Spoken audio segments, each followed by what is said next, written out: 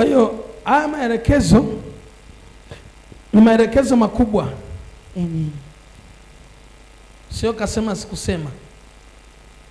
Na sikuwa nimesema kwa sababu nilikuwa sijaruhusiwa kufanyaje? Sijaruhusiwa kusema. Lakini kuna miezi tunatakiwa tuiombee. Ile miezi ya kuanzia mwezi wa 7, wa 8 na mwezi wa 9 kuelekea kwenye uchaguzi. Kutakuwa na mlipuko wa magonjwa. Huo mlipuko utatikisa kidogo. Sikiliza nikueleze. Mungu akaniambia tuombe, ila alikuwa hajaniambia nifanyeje? Niseme. Kwa hiyo hapa hakuna sehemu ya kuongeza. Nimeandika na imekuwa isha. Kwa hiyo vikundi vya maombi tufanye maombi makubwa sana kwa ajili ya mwezi wa 6, kwa ajili ya mwezi wa 7, wa 8, yani wa 6 mwishoni, wa 8, wa 9 mpaka kuelekea kwenye nini? Uchaguzi. Sasa hivi nimesema hii ni tarehe ngapi?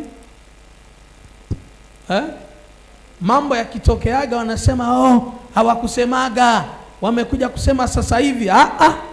Tumesema. Amen. Leo ni tarehe ngapi? 6.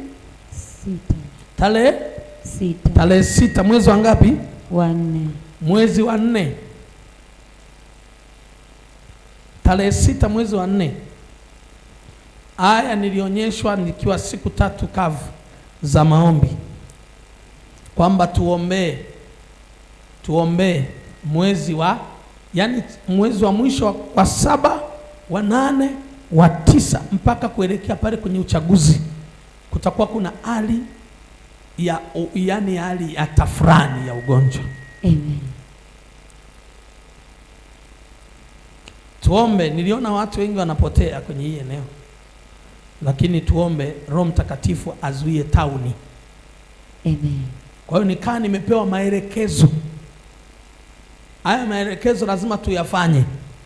Amen. Tusipoyafanya shauri yetu. Amen. Maelekezo niliyoambiwa nayasema tu kwa haraka kidogo, kila mmoja, kwa sababu wengine pia wanatufuatilia kwa njia ya TV. Nikapewa maelekezo, kama wewe unaamini, hebu amini, ufanye yale maombi aliyofanya Daudi. Daudi akaenda kujenga madhabahu kwenye kitabu cha Samueli wa 2:24. Alipojenga madhabahu akaenda kuzuia tauni katika nchi. Amen. Kwa kama wewe ni muamini, kanisani kwako kuna ujenzi. Amen.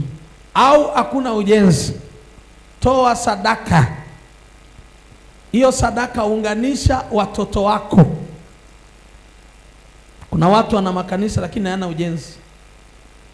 Ukaunganisha ile sadaka, ukajenge madhabahu, ili madhabahu utakayoijenga litakapofika wakati wa lile janga la ugonjwa tafrani, wewe mabaya hayatakupata.